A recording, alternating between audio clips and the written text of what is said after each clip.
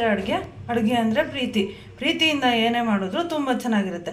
Welcome to my YouTube channel Aduge Pathashale. ಇವತ್ತಿನ ಒಂದು ಒಳ್ಳೆ ರೆಸಿಪಿ ಏನಪ್ಪ ಅಂತಂದರೆ ಚಿಕನ್ ನೆಗೆಟ್ಸ್. ಇದನ್ನ ಹೇಗೆ ಮಾಡೋದು ಅಂತ ನೋಡ್ಕೊಂಬರೋಣ ಬನ್ನಿ. ಏನೆಲ್ಲ ಇಂಗ್ರೀಡಿಯೆಂಟ್ಸ್ ತೊಗೊಂಡಿದ್ದೀನಿ ಅಂತ ನೋಡ್ಕೊಂಬರೋಣ.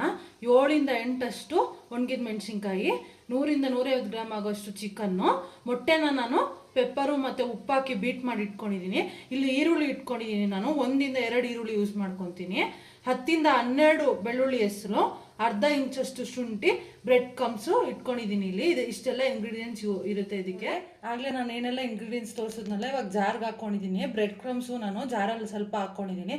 ಆಮೇಲೆ ಅದು ಕೋಟಿಂಗ್ ಮಾಡ್ಕೊಬೇಕಾದ್ರೆ ಅವಾಗ ತೋರಿಸ್ತೀನಿ, ನಿಮಗೆ ಗೊತ್ತಾಗುತ್ತೆ. ಜಾರಲ್ಲಿ ಹಾಕ್ಕೊಂಡಿದ್ನಲ್ಲ ಆ ಇಂಗ್ರೀಡಿಯೆಂಟ್ಸ್ ಎಲ್ಲ ನಾನು ರುಬ್ಕೊಂಬಂದಿದ್ದೀನಿ. ನಂಗೆ ರುಚಿಗೆ ಎಷ್ಟು ಬೇಕೋ ಅಷ್ಟು ಉಪ್ಪು ಹಾಕ್ಕೊಂಡಿದ್ದೀನಿ. ಇವಾಗ ಇಲ್ಲಿ ಅರ್ಧ ಟೀ ಸ್ಪೂನ್ ಅಷ್ಟು ಮೆಣಸು ಹಾಕ್ಕೊತಾ ಇದ್ದೀನಿ. ನೋಡಿ, ಇವಾಗ ಇದನ್ನೆಲ್ಲ ಚೆನ್ನಾಗಿ ಮಿಕ್ಸ್ ಮಾಡ್ಕೊಂಡಿದ್ದೀನಿ.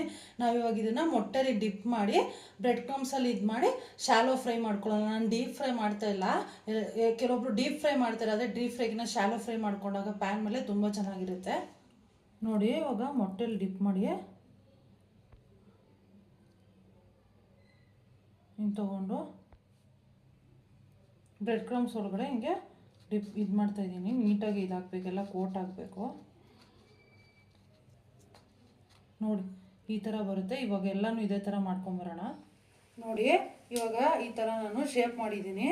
ಎಷ್ಟು ಚೆನ್ನಾಗಾಗಿದೆ ನೋಡಿ. ಡಿಫ್ರೆಂಟ್ ಶೇಪಲ್ಲಿ ಮಾಡಿ ಇಟ್ಕೊಂಡಿದ್ದೀನಿ. ಇವಾಗ ಇದನ್ನು ಪ್ಯಾನಲ್ಲಿ ಹಾಕಿ ಫ್ರೈ ಮಾಡೋಣ. ನೋಡಿ, ಇವಾಗ ಇದನ್ನು ಪ್ಯಾನಲ್ಲಿ ಗೋಲ್ಡನ್ ಬ್ರೌನ್ ಆಗೋವರೆಗೂ ಫ್ರೈ ಮಾಡಬೇಕು. ಮೀಡಿಯಮ್ ಫ್ಲೇಮಲ್ಲೇ ಮಾಡಬೇಕು. ಹೈ ಫ್ಲೇಮಲ್ಲಿ ಇಟ್ಟರೆ ನಿಮಗೆ ಸೀದೋಗ್ಬಿಡುತ್ತೆ, ಸೀದ್ರೆ ಚೆನ್ನಾಗಿ ಬರೋಲ್ಲ. ಸೊ ಅದಕ್ಕೆ ನೀವು ಯಾವಾಗೂ ಮೀಡಿಯಮ್ ಫ್ಲೇಮಲ್ಲೇ ಈ ಥರ ನೆಗೆಟ್ಸ್ ಆಗಲಿ ಏನಾದರೂ ಶಾಲೋ ಫ್ರೈ ಮಾಡಬೇಕಾದ್ರೆ ಮೀಡಿಯಮ್ ಫ್ಲೇಮಲ್ಲಿ ಇಟ್ಕೊಂಡು ಮಾಡಿದಷ್ಟು ತುಂಬ ಚೆನ್ನಾಗಿ ಬರುತ್ತೆ. ಇದು ಫ್ರೈ ಆದಮೇಲೆ ನೋಡೋಣ ಹೆಂಗೆ ಬರುತ್ತೆ ಅಂತ. ನೋಡಿ, ಇವಾಗ ಗೋಲ್ಡನ್ ಬ್ರೌನ್ ಆಗಿ ರೋಸ್ಟ್ ಆಗಿದೆ. ಇದನ್ನು ಪ್ಲೇಟಿಗೆ ತಗೊಳ್ಳೋಣ.